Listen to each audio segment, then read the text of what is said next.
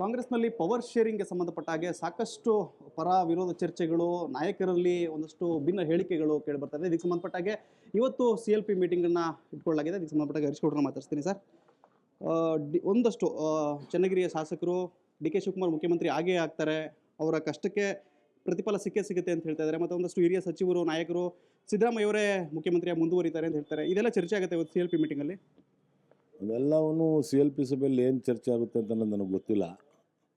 CLP ಸಭೆಯಲ್ಲಿ ಏನು ಸಬ್ಜೆಕ್ಟ್ಗಳನ್ನ ಇಟ್ಕೊಂಡು ಇವತ್ತು CLP ಸಭೆ ಕರೆದವ್ರೆ ಅಂತ ಅನ್ನೋದು ನಮ್ಗೆ ಯಾರಿಗೂ ಶಾಸಕರುಗಳಿಗೆ ಏನು ತಿಳಿಸಿಲ್ಲ.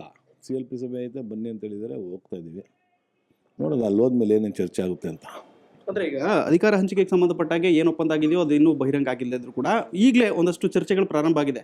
ಮುಖ್ಯಮಂತ್ರಿ ಸಿದ್ದರಾಮಯ್ಯ ಅವ್ರ ಪರವಾಗಿ ಒಂದಷ್ಟು ಜನ ಹೇಳಿಕೆ ಕೊಟ್ಟರೆ, ಮತ್ತು ಔತಣಕೂಟಗಳನ್ನು ಏರ್ಪಡಿಸುವಂಥದ್ದು, ಅದನ್ನು ಕ್ಯಾನ್ಸಲ್ ಮಾಡಿಸುವಂಥದ್ದು, ಇದೆಲ್ಲ ಪಕ್ಷದ ದೃಷ್ಟಿಯಿಂದ ಒಂದು ನೆಗೆಟಿವ್ ಪಾಸ್ ಆಗಲ್ವಾ ಅಂತ ಜನಕ್ಕೆ? ಏನು ನೆಗೆಟಿವ್ ಏನು ಪಾಸ್ ಆಗಲ್ಲ, ಎಲ್ಲರೂ ಚೆನ್ನಾಗಿದ್ದಾರೆ. ಔತಣಕೂಟವನ್ನು ಕ್ಯಾನ್ಸಲ್ ಮಾಡಿಸೋರೆ DK ಶಿವಕುಮಾರ್ ಅಂತ ಅನ್ನೋದನ್ನ ಮಾಧ್ಯಮದವ್ರು ಹೇಳೋದು ಹೊರತು ಬೇರೆಯವ್ರು ಯಾರೋ ಹೇಳ್ತಾ ಇಲ್ಲ. ಈಗ ನಾವು MLAಗಳು 4-5 ಜನ ಎಲ್ಲೋ ಒಂದು ಕಡೆ ಒಂದು ಟಿಫನ್ಗೋ ಒಂದು ಕಾಫಿಗೋ ಸೇರ್ಕೊಂಡ್ರೆ ಅದನ್ನೇ ವಿಶೇಷವಾಗಿ ಏನು ಅರ್ಥ ಮಾಡ್ಕೊಳ್ಳುವಂಥದ್ದೇನಿಲ್ಲ. ಹಾಗಾಗಿ ಏನು ನಡಿಬೇಕು ಅದು ನಡೀತಾ ಐತೆ. ಔತಣಕೂಟಕ್ಕೆ ಸೇರುವಂಥದ್ದು, ಕಾಫಿಗೆ ಸೇರುವಂಥದ್ದು ಅದು ಸರ್ವೇ ಸಾಮಾನ್ಯ. ಎಲ್ಲ ಪಕ್ಷದಲ್ಲಿ ಎಲ್ಲ ಪಕ್ಷದ ಶಾಸಕರುಗಳನ್ನು ಒಂದು ಕಡೆ ಸೇರುವಂಥದ್ದು ಸರ್ವೇ ಸಾಮಾನ್ಯ. ಅದಕ್ಕೇನು ವಿಶೇಷವಾದಂಥ ಅರ್ಥ ಕಲ್ಪಿಸುವಂಥದ್ದು ಏನಿಲ್ಲ. ತಕರಾರಿಲ್ಲ, ಯಾವುದೇ ರೀತಿ ಭಿನ್ನಾಭಿಪ್ರಾಯ ಇಲ್ಲ ಅಂತಂದಮೇಲೆ ಸುರ್ಜೇವಾಲಾ ಅವ್ರು ಬಂದು ಇವಾಗ ತುರ್ತಾಗಿ ಮೀಟಿಂಗ್ ಮಾಡ್ತಾ ಇರೋದ್ರ ಹಿನ್ನೆಲೆ ಏನು ಸರ್? ಇದೇ ವಿಚಾರಕ್ಕೆ ಬರ್ತಾವ್ರೆ ಸುರ್ಜೇವಾಲಾ ಅಂತ ಅನ್ನೋದು ಯಾರಿಗೂ ಗೊತ್ತಿಲ್ವಲ್ಲ. ಇದೇನು ದೊಡ್ಡ ವಿಚಾರ ಅಲ್ವೇ ಅಲ್ಲ ನಮಗೆ ತಿಳಿದಂಗೆ, ನಮ್ಮ ಶಾಸಕರುಗಳಿಗೆ ತಿಳಿದಂಗೆ ಇದೇನು ದೊಡ್ಡ ವಿಚಾರ ಅಲ್ಲ. ಸುರ್ಜೇವಾಲಾ ಅವರು ನಮ್ಮ ಪಕ್ಷದ ಸಂಘಟನೆ ವಿಚಾರವಾಗಿ, ಪಕ್ಷದ ಕೆಲಸದಲ್ಲಿ ಪ್ರಾಮಾಣಿಕತೆಯಿಂದ, ಪಾರದರ್ಶಕತೆಯಿಂದ ನಡೆಯುವಂಥದ್ದಿರ್ಬೋದು, ಇಲ್ಲ ಸರ್ಕಾರದ್ದು ಸರ್ಕಾರದ ಕೆಲಸಗಳು ಜನಕ್ಕೆ ಹತ್ರ ಆಗೋ ರೀತಿಯಲ್ಲಿ ಕೆಲಸ ಆಗಬೇಕಾಗಿರುವಂಥದ್ದು ವಿಚಾರ ಆಗಿರ್ಬೋದು, ಮತ್ತು ಆಡಳಿತವನ್ನು ಪಾರದರ್ಶಕತೆಯಿಂದ ಮಾಡುವಂಥದ್ದು ಇರ್ಬೋದು, ಅದನ್ನೆಲ್ಲನೂ ಮಾತಾಡೋದಕ್ಕೆ ಬರ್ತಾ ಇರ್ಬೋದು.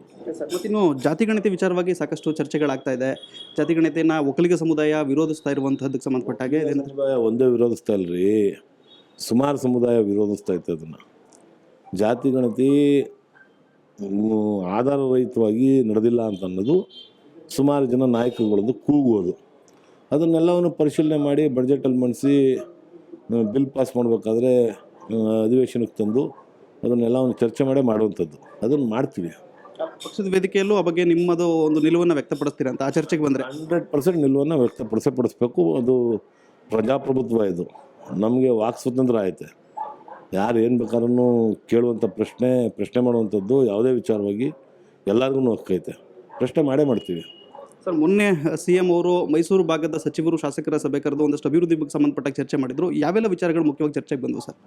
ವಿಶೇಷವಾಗಿ ನನ್ನ ಕ್ಷೇತ್ರದ ವಿಚಾರಕ್ಕೆ ಬಂದರೆ ಸುಮಾರು ಕಡೆ CC ರೋಡ್ಗಳಾಗುವಂಥದ್ದು, ಕುಕ್ಕರಳ್ಳಿ ಕೆರೆಯನ್ನು ಅಭಿವೃದ್ಧಿ ಮಾಡುವಂಥದ್ದಾಗೋದು, ಮತ್ತು ಜಿಲ್ಲಾ ಹಾಸ್ಪಿಟ್ಲಲ್ಲಿ ಏನು 100 ಬೆಡ್ ಡಯಾಲಿಸಿಸ್ಗೆ ಅವಕಾಶ ಮಾಡಿಕೊಡುವಂಥದ್ದಾಗ್ಬೋದು, ಮತ್ತು ನಮ್ಮ KR ಹಾಸ್ಪಿಟ್ಲನ್ನು ಉನ್ನತ ಮಟ್ಟಕ್ಕೆ ಏರಿಸುವಂಥದ್ದು ಇರ್ಬೋದು, ಮತ್ತು ನಿಮಾನ್ಸ್ ಹಾಸ್ಪಿಟ್ಲು ಮೈಸೂರಿಗೆ ತರಬೇಕು ಅಂತ ಅನ್ನೋಂಥದ್ದು, ಇವೆಲ್ಲವನ್ನು ಚರ್ಚೆ ನಡೀತು. ಅದರ ಜೊತೆಗೆ ಮೈಸೂರು ಸಮಗ್ರ ಅಭಿವೃದ್ಧಿಗೆ ಟ್ರಿಪಲ್ ರಿಂಗ್ ರೋಡನ್ನ ಮಾಡಬೇಕು, ಮತ್ತು ITBTಯನ್ನು ಮೈಸೂರು ಜಿಲ್ಲೆಯಲ್ಲಿ ಈಗ ವರ್ಣ ಕ್ಷೇತ್ರದಲ್ಲಿ ಇರುವಂಥ ಜಾಗಗಳಲ್ಲಿ ಕೋಚನಹಳ್ಳಿ ಅಥವಾ ಬೆಳ್ಳಳ್ಳಿ ಹತ್ರ ಎಲ್ಲಾದ್ರೂ ಒಂದು ಕಡೆ ITBTಯನ್ನು ತರುವಂಥದ್ದು ಇರ್ಬೋದು, ಮತ್ತು ಚಿತ್ರನಗರಿಯನ್ನು ಕೆಲಸ ಈಗಾಗಲೇ ಫೆನ್ಸಿಂಗ್ ಶುರುವಾಗಿದೆ ಅದರದ್ದು, ಆ ಜಾಗದ್ದು ಅದನ್ನು ಮಾಡುವಂಥದ್ದು, ಚಿತ್ರನಗರಿ ಮಾಡುವಂಥದ್ದು.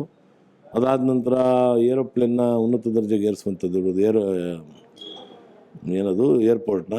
ಏರ್ಪೋರ್ಟ್ನ ಉನ್ನತ ದರ್ಜೆಗೆ ಏರಿಸುವಂಥದ್ದಕ್ಕೆ ಇನ್ನೂ ಒಂದು 111 ಎಕರೆ ಭೂಮಿಯಷ್ಟು ಅಕ್ವೈರ್ ಮಾಡ್ಕೊಬೇಕು, ಲ್ಯಾಂಡ್ ಅಕ್ವಿಸಿಷನ್ ಆಗಬೇಕು. ಅದಕ್ಕೆಲ್ಲದಕ್ಕೂ ಪ್ರಾರಂಭ ಮಾಡಿ ಅಂತ ಅಂದ್ಬಿಟ್ಟು ಹೇಳಿದ್ದಾರೆ.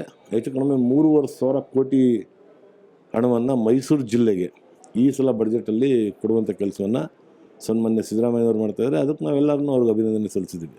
ಮತ್ತು ಈಗ ಲ್ಯಾಂಡ್ಸ್ಟೋನ್ ಕಟ್ಟಡ ಮತ್ತು KR ಮಾರ್ಕೆಟನ್ನು ಪೂರ್ತಿ ಮತ್ತು KR ಮಾರ್ಕೆಟು ಎರಡನ್ನೂ ಡೆಮಾಲಿಷನ್ ಮಾಡಬೇಕು ಅಂತ ಅಂದ್ಬಿಟ್ಟು ಸರ್ಕಾರದಿಂದನೇ ಆದೇಶ ಆಗಿದೆ. ಅದು ಹೈಕೋರ್ಟಿಂದ ನ್ಯಾಯಾಲಯದಿಂದ ಆಗಿರುವಂಥ ಆದೇಶದ ಅನುಸಾರವಾಗಿ ಅದನ್ನು ಮಾಡಬೇಕು ಅಂತ ಅನ್ನೋದನ್ನು ಚರ್ಚೆ ನಡೆದಿದೆ.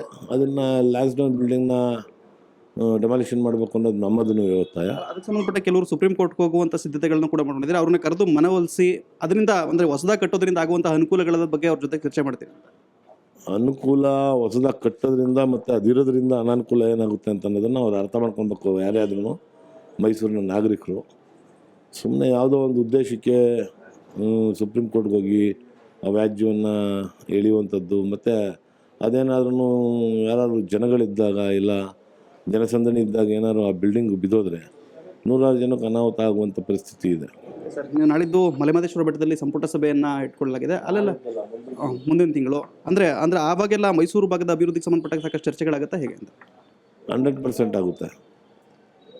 ಚಾಮರಾಜನಗರದ ಮಹದೇಶ್ವರನ ಬೆಟ್ಟದಲ್ಲಿ ಕ್ಯಾಬಿನೆಟ್ ಮೀಟಿಂಗ್ ಕರೆದಿರೋದೇ ಆ ಉದ್ದೇಶಕ್ಕೆ.